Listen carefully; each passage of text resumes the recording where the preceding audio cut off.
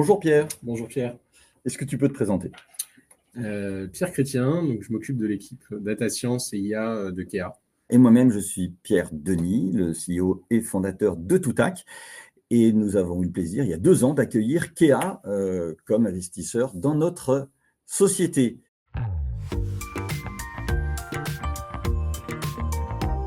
Alors, en quelques mots, donc c'est la nouvelle branche de l'IA qui est apparue de façon importante dans les médias et aux yeux du grand public depuis 1 an et demi avec l'arrivée de ChatGPT et qui a pour caractéristique de générer du contenu, donc sous différentes formes, du texte, du son, de l'image, maintenant même de la vidéo, et qui, au-delà de cette capacité à générer du contenu, commence à développer une forme d'intelligence générale, encore limitée, mais qui progresse de plus en plus.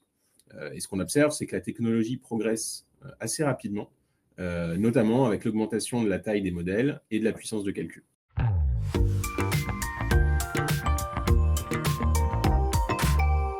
Le premier, c'est le besoin d'adaptation toujours plus fine des contenus. On vit une période qui est en forte transformation, mutation des métiers, des organisations, des individus. Ce qui fait qu'en fait, on a de plus en plus besoin d'avoir des contenus qui soient adaptés à des publics. Et quand vous êtes en transformation, pour changer de métier, vous n'êtes pas tous au même niveau, et donc il faut adapter au niveau des apprenants. La deuxième chose qui est fondamentale, c'est l'accessibilité. C'est bien d'avoir des millions de contenus, mais encore faut-il qu'ils soient accessibles. Et ce n'est pas si simple de les rendre accessibles dans des usines, dans les transports, dans des baraques de chantier. Et c'est un sujet majeur que de rendre facilement accessible le contenu. Troisième enjeu auquel nous sommes confrontés, c'est aussi une obsolescence des contenus. C'est-à-dire que beaucoup de contenus ont été créés pendant le Covid. Ils sont de qualité variable. Je parle de contenus de e-learning, bien sûr. Il y a un enjeu de les faire vivre. On a des vidéos qui sont faites par des collaborateurs qui sont partis. On a des tonnes de documentation que personne ne consulte. Donc, comment donner une deuxième vie? Enfin, on a une difficulté.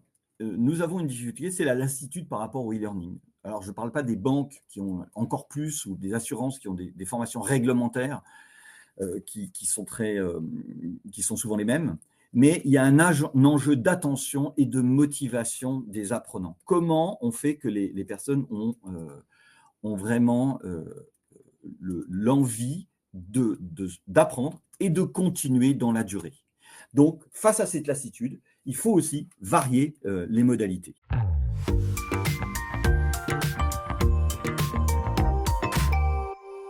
On a repéré 4 choses qui sont essentielles sur lesquelles l'IA nous aide énormément. La première, qui est exceptionnelle, c'est sa capacité de synthèse. Précise, bien sûr dans un environnement sécurisé. La deuxième, c'est la capacité à reproduire des modèles. On a fait pas loin de 400 épisodes chez nous avec des scripts, des scénarios. Et donc, ces scripts et ces scénarios, on les a rentrés, on les a codifiés. Donc, on a créé un moteur de recherche original.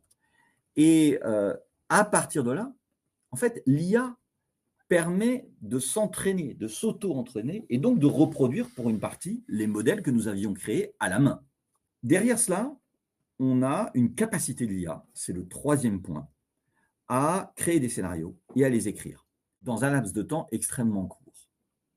Enfin, et là c'est bluffant, les qualités de la voix avec l'IA sont exceptionnelles, ce qui fait qu'aujourd'hui, parler dans la langue narrative de 16 à 20 pays, aujourd'hui, on sait le faire, dans la langue des personnes. Et vraiment, entre supposer que tout le monde parle anglais quand on est en Indonésie, au Vietnam, en Chine, eh bien, en fait, c'est une supposition qui est assez fausse. Par contre, aujourd'hui, l'IA permet de faire ça.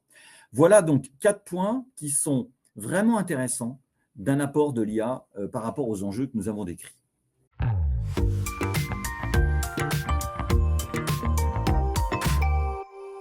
Je vais vous présenter 2 choses. Donc, en premier lieu, la méthode, pour vous expliquer un petit peu, vue d'avion, comment ça marche. Et ensuite, je vous montrerai une partie du résultat du script qu'on obtient. Donc, l'enjeu ici, c'est bien de donner à un programme un document sous une forme quelle qu'il soit, en l'occurrence 120 pages de PowerPoint, et d'avoir en sortie un script de podcast qui est prêt à être enregistré. et donc prêt à être enregistré, ça veut dire qu'il a à la fois le fond qui provient du document initial et la forme d'un script de podcast. Alors, comment on s'y prend ? Il y a deux grandes parties. Une première partie où on travaille sur le fond, donc c'est les étapes 1 à 7 que je vais détailler. Et ensuite, une deuxième partie où on travaille sur la forme pour lui donner la forme d'un script. Alors, sur le fond, ce qu'on fait, c'est qu'on extrait le texte qui est contenu dans le document.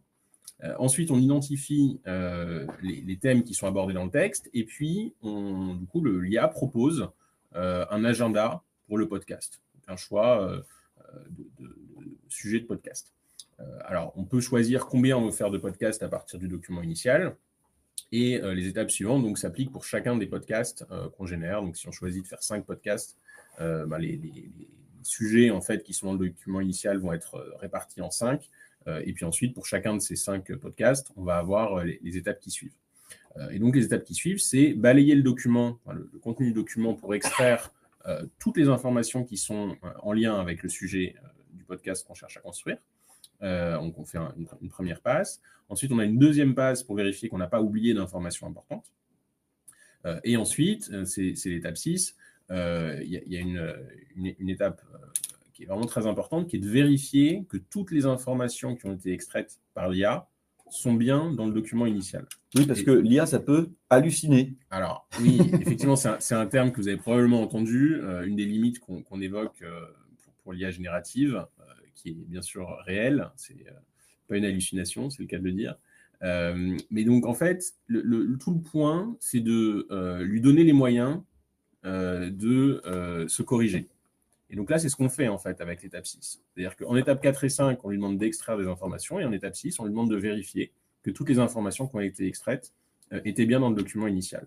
Et finalement, c'est assez comparable à l'approche qu'on pourrait avoir, c'est-à-dire que on apprend à l'école et régulièrement dans notre travail, on relit ce qu'on a fait, on cherche à itérer pour améliorer, et donc là, c'est la même logique. Ensuite, en étape 7, on construit une synthèse à partir de toutes ces informations, qui va être en fait le référentiel de fond, donc l'ensemble des informations de fond, de façon organisée par thème, qui vont ensuite apparaître dans le podcast. Et puis donc, on passe à l'étape 8, où là, il y a un apport méthodologique très fort des experts de Toutac et un entraînement sur les corpus de scripts passés, comme l'évoquait Pierre, pour arriver à transformer cette synthèse de fond en un épisode de podcast en fonction du type qu'on choisit. Est-ce qu'on veut un docurama? Est-ce qu'on veut une narration? Est-ce qu'on veut une fiction? Et donc, évidemment, les codes d'écriture sont différents et le résultat sera différent. Voilà, on a enfin une dernière étape pour faire un contrôle qualité. On vérifie un certain nombre de choses et on fait des ajustements à la marge, sachant que, bien sûr, donc l'IA réalise séquentiellement ces étapes 1 à 9.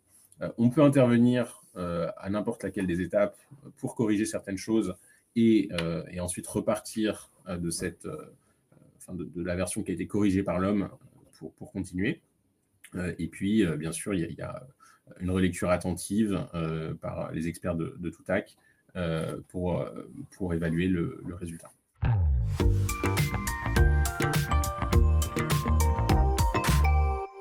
120 pages de PowerPoint transformées en l'occurrence un docurama, donc avec une voix d'homme, une voix de femme, et puis des sons. Voilà, donc l'objet, ce n'est pas de rentrer dans le détail de la formation, mais ce qui est fascinant, et on s'améliore tous les jours, parce qu'en fait, c'est un travail itératif, comme tu l'as dit, c'est d'arriver à faire aussi bien les transitions qu'on les fait habituellement. Un docurama, c'est souvent 7 à 8 minutes. On fait souvent nos programmes font 10 fois 5 minutes ou 10 fois 6 à 7 minutes, mais ils sont aussi extrêmement soignés dans l'écriture, et donc on reproduit ce soin avec l'IA.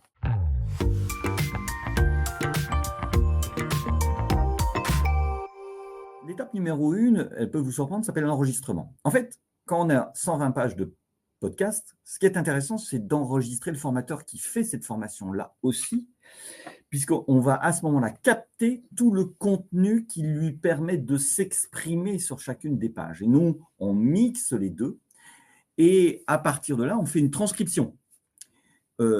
Et puis l'IA va organiser, on va chercher à compléter l'information le cas échéant. On peut avoir plusieurs sources. Et au sortir de ça, comme tu l'as expliqué Pierre, on va avoir un storytelling qui est écrit, qui est en fait un storytelling qu'on va vous proposer et que vous allez pouvoir corriger, amender par rapport. Et j'insiste bien, là on part de vos ressources.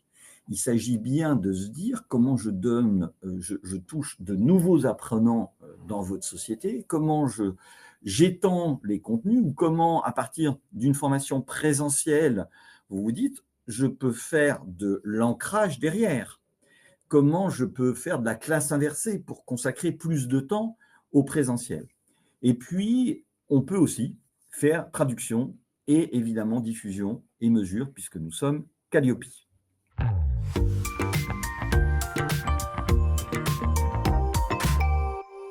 On va utiliser aussi l'IA pour la voix, puisque les programmes, comme je vous l'ai dit tout à l'heure, sont absolument exceptionnels. La voix en français, en anglais ou dans des dizaines de langues. On calibre la qualité, on fait très attention aux accents et on va générer phrase par phrase avec la capacité de notre ingénieur du son de moduler ces éléments-là. Mais il y a une chose que nous conservons qui sont essentielles. Cette chose-là, c'est la réalisation sonore. Parce que le podcast, c'est pas tendre un micro, c'est rentrer dans une histoire, c'est avoir du son et du design. Et là, nous allons vous faire entendre ce que veut dire... Ouvrez vos cahiers, page 37. Journal de bord de Christophe Colomb, décembre 1492. Nous naviguons depuis 5 semaines déjà. Le vent est froid et la mer indomptable. La vie à bord... Ah, les enfants, chut! Bon, je reprends. Nous naviguons depuis 5 semaines déjà. Le vent est froid et la mer indomptable. La vie à bord n'est pas facile. Les réserves moisissent dans la cale et mes hommes perdent patience. Un matin, épuisé, je me suis allongé sur le pont. Quand soudain, une étrange vibration sous la coque me fait reprendre mes esprits. Une baleine qui navigue vers le couchant. Signe que la terre est proche. Hurrah!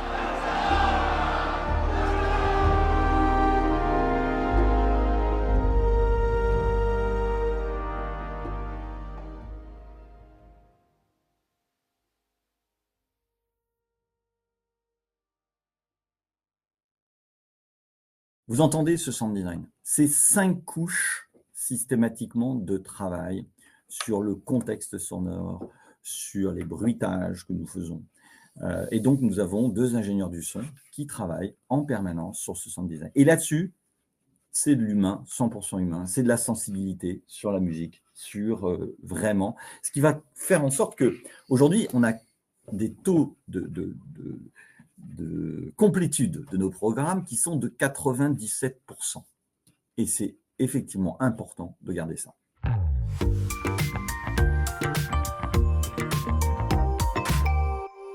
Nous allons entendre maintenant un programme multilangue.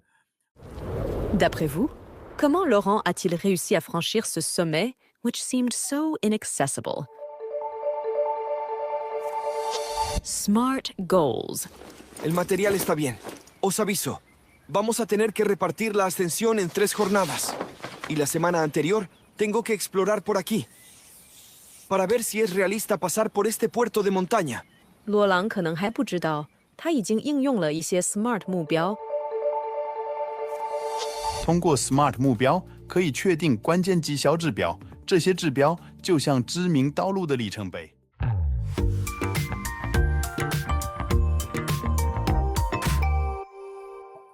À quoi l'IA peut-elle répondre par rapport aux enjeux que nous avons évoqués? Moi, je dirais que la première chose, c'est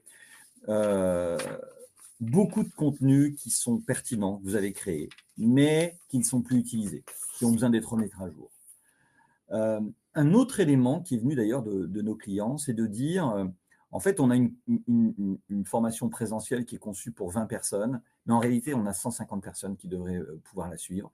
À ce moment-là, ça permet d'étendre des cibles et de porter du contenu aussi à des gens en mobilité, des gens qui sont dans des situations d'apprentissage qui ne sont pas aussi évidentes que dans un bureau.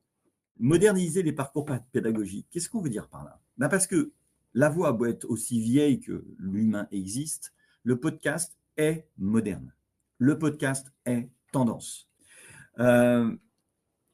Tout simplement, cela enrichit tout le travail que vous avez déjà fait. En classe inversée, on va utiliser ce contenu en inversé de manière à ce que vous concentriez le temps qui est si cher en présentiel pour faire des exercices, pour faire de l'expérientiel, pour faire du partage, mais beaucoup de notions peuvent être absorbées par les apprenants en amont. Et encore plus, vous connaissez tous la courbe des bingos, qui nous apprend que 80% des contenus sont oubliés au bout d'une semaine. Donc, ne soyez pas désespérés. Grâce à l'IA plus le podcast, on peut propager le contenu et continuer à s'en servir dans la durée. Nous, évidemment, on vous invite à construire un corner de podcast parce qu'aujourd'hui, vous avez 6 millions de Français qui écoutent des podcasts toutes les semaines. Donc, on n'est plus dans une pratique restreinte, au contraire. Et donc, plus il y a de contenu, plus les gens l'écoutent. Enfin, il y a une chose qui est sûre, c'est que la voix ne vieillit pas. C'est quelque chose qui est extrêmement pérenne, les sons ne vieillissent pas, et donc travailler dans cet angle-là, cela permet de vraiment faire durer son programme.